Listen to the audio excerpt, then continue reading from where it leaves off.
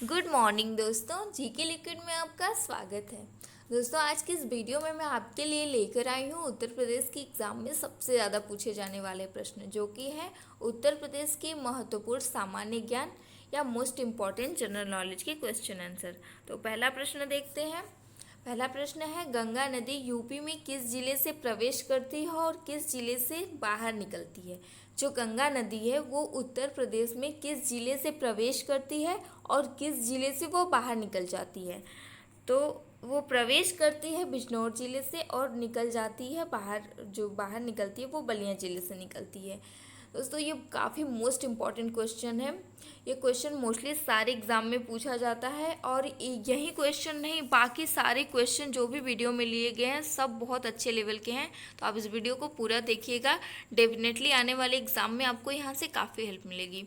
Second question है, किस परियोजना में उत्तर प्रदेश, बिहार व नेपाल सम्मिलित है। कौन सी परियोजना है जिसमें उत्तर प्रदेश यानी यूपी के साथ साथ बिहार व नेपाल भी सम्मिलित है। तो वो है गंडक परियोजना, जो गंडक नदी पर बनाई गई है और ये बनाई गई थी सन 1959 ईस्वी में। नेक्स्ट क्वेश्चन है, उत्तर प्रदेश के किस नगर में रेल कोच फैक्ट्री की स्थापना की जा रही है। यानी यूपी के किस जिले में रेल कोच फैक्ट्री की स्थापना की जा रही है। तो इसकी स्थापना रायबरेली में की जा रही है। नेक्स्ट क्वेश्चन है, उत्तर प्रदेश में प्रथम विश्वविद्यालय कहाँ स्थापित किया गया। उत्तर प्रदेश में प्रथम विकलांग विश्वविद्यालय यानी यूपी में फर्स्ट विकलांग विश्वविद्यालय कहाँ पे स्थापित किया गया था। तो ये चित्रकूट में स्थापित किया गया था। इसकी स्थापना हुई थी 7 अगस्त 2001 में इसकी स्थापना हुई थी। इसकी स्थापना 7 अगस्त 2001 में हुई थी और इस विद्यालय का नाम जो कि इम्पोर्टेंट है वो है जगत गुरु राम भट्टाचार्य विकलांग विश्वविद्यालय। जय गुरु राम भट्टाचार्य विकलांग विश्वविद्यालय। यह विकलांगों की उच्चतर शिक्षा के लिए स्थापित किया गया था ये विश्वविद्यालय। इससे जितने भी पॉइंट हम आपको बताए हैं वो सभी इम्पॉर्टेंट है। आप सारे पॉइंट को याद रखिएगा। इसकी स्थापना कब हुई थी, इसका नाम क्या है और ये इसका उद्देश्य तो उतना इम्पोर्टेंट नहीं है, लेकिन स्थापना और इसके मतलब कि कॉलेज का, विद्यालय का नाम भी आपको याद रखना है। नेक्स्ट क्वेश्चन है, भातखंडे संगीत संस्थान लखनऊ डीम्ड विश्वविद्यालय किस वर्ष बना। मतलब भातखंडे संगीत संस्थान लखनऊ डीम्ड विश्वविद्यालय किस वर्ष बना। तो ये बना था 2001 में। नेक्स्ट क्वेश्चन है, उत्तर प्रदेश में सरसों की खेती किस मौसम की उपज होती है।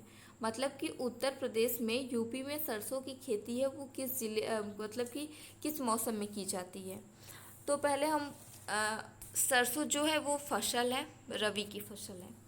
तो हम फसलों के प्रकार जानते हैं। तो फसलें 3 प्रकार की होती हैं। पहला है रबी की फसल, दूसरा है खरीफ की फसल और तीसरा है जायद की फसल। तो इनके बारे में भी थोड़ा थोड़ा जान लेते हैं। तो रबी की फसल जो है वो अक्टूबर से नवंबर में बोई जाती है। अक्टूबर से नवंबर में रबी की फसल बोई जाती है और ये काटी जाती है फरवरी से मार्च में काट ली जाती है। और रबी की फसल में जैसे गेहूं हो गया, जौ, सरसों, आलू इत्यादि, ये मतलब रबी की फसल है। दूसरा है खरीफ की फसल। तो जो खरीफ की फसल है वो बोई जाती है जून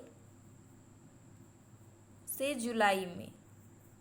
जून से जुलाई के बीच बोई जाती है और उसको सितंबर से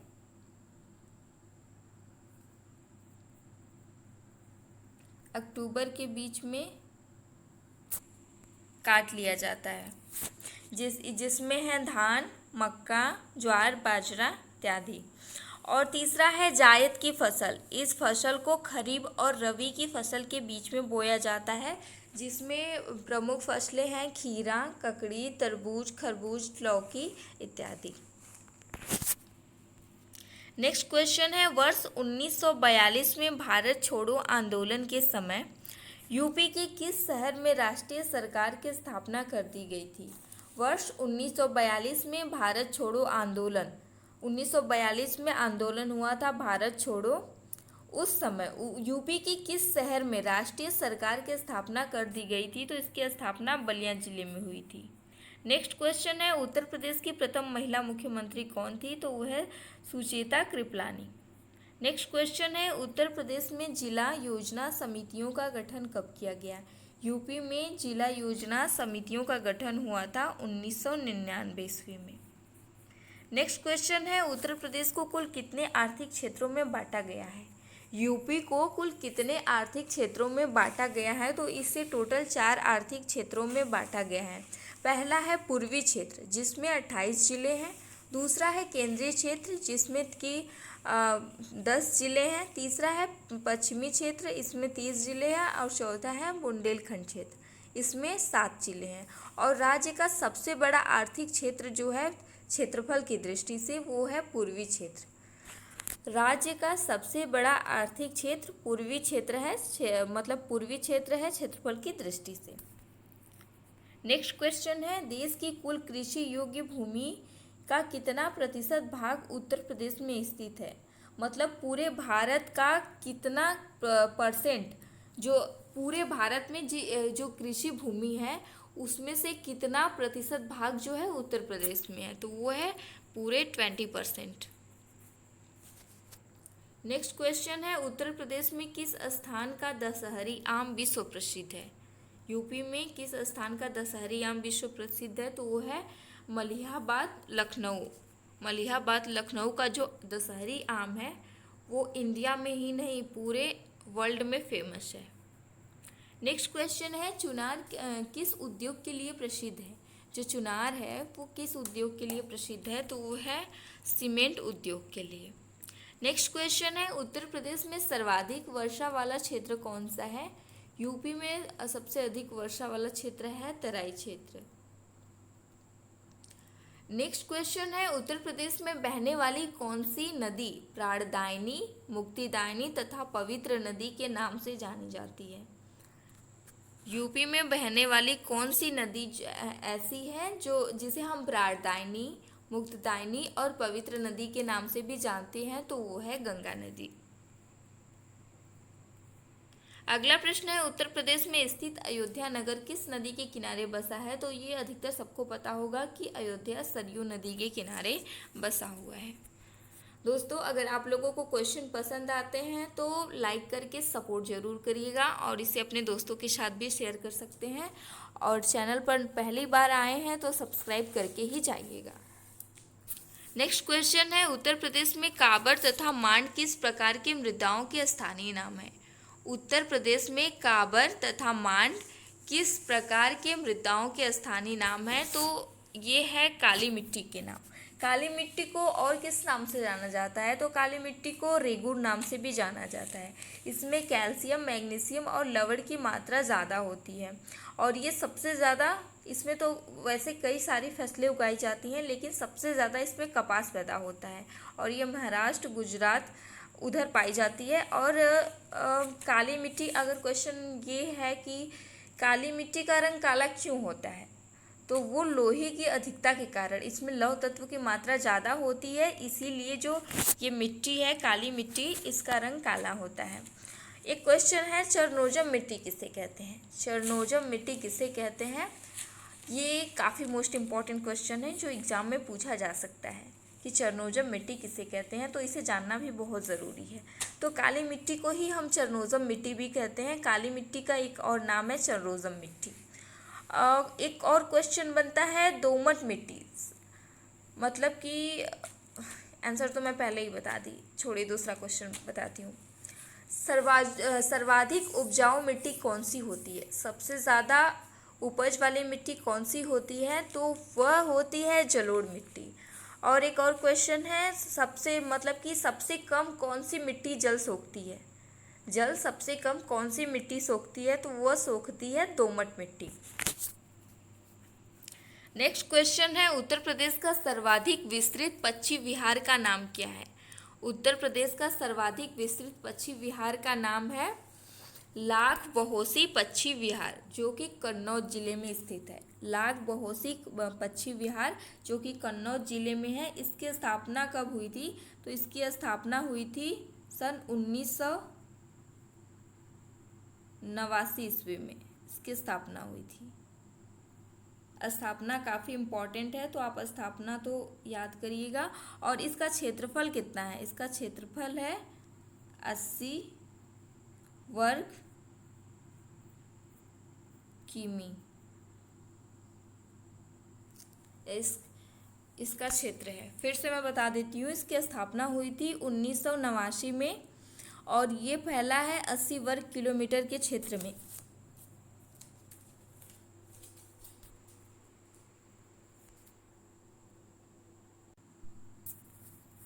एक और इम्पॉर्टेंट क्वेश्चन है, यूपी का सबसे पुराना पक्षी विहार कौन है? लाग बहोसी जो है वो है उत्तर प्रदेश का सबसे विस्तृत पक्षी विहार। तो एक और क्वेश्चन बनता है कि यूपी का सबसे पुराना पक्षी विहार कौन सा है? तो वो है नवाबगंज पक्षी विहार। यूपी का सबसे पुराना जो पक्षी विहार है वो नवाबगंज पक्षी विहार है, जो कि उन्नाव जिले में स्थित है।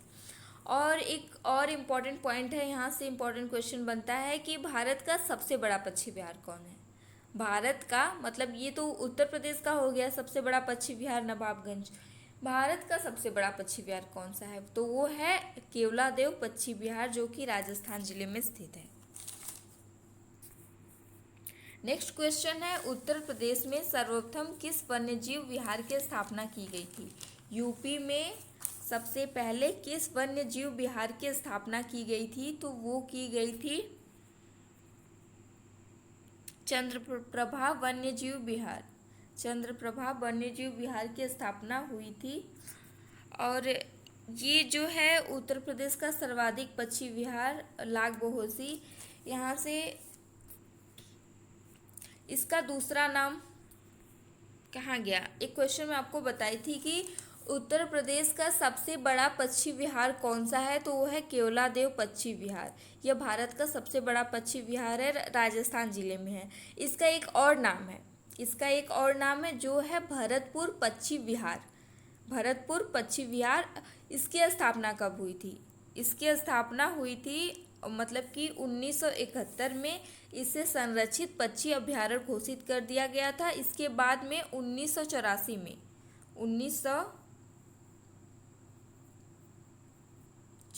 में इसे विश्व धरोहर घोषित कर दिया गया था। और इसकी स्थापना कब हुई थी? इसकी स्थापना हुई थी 1982 ईस्वी में हुई थी।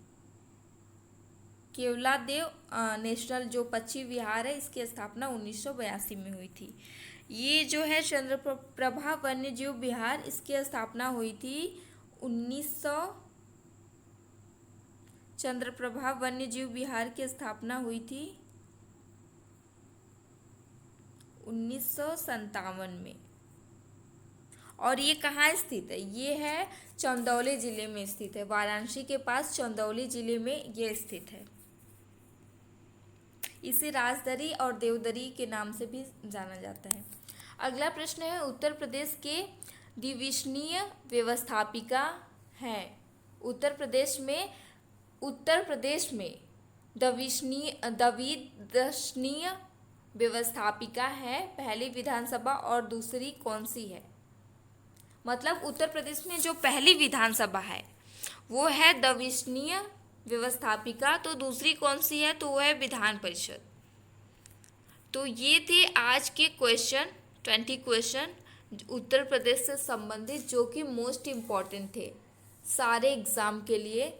तो अगर आप लोगों को वीडियो पसंद आई हो तो इसे लाइक करके मोटिवेट ज़रूर करिएगा और इसे अपने दोस्तों के साथ भी शेयर करिएगा। और चैनल पर नए हैं तो इसे सब्सक्राइब करके बेल आइकन को प्रेस करना मत भूलिएगा। Thank you.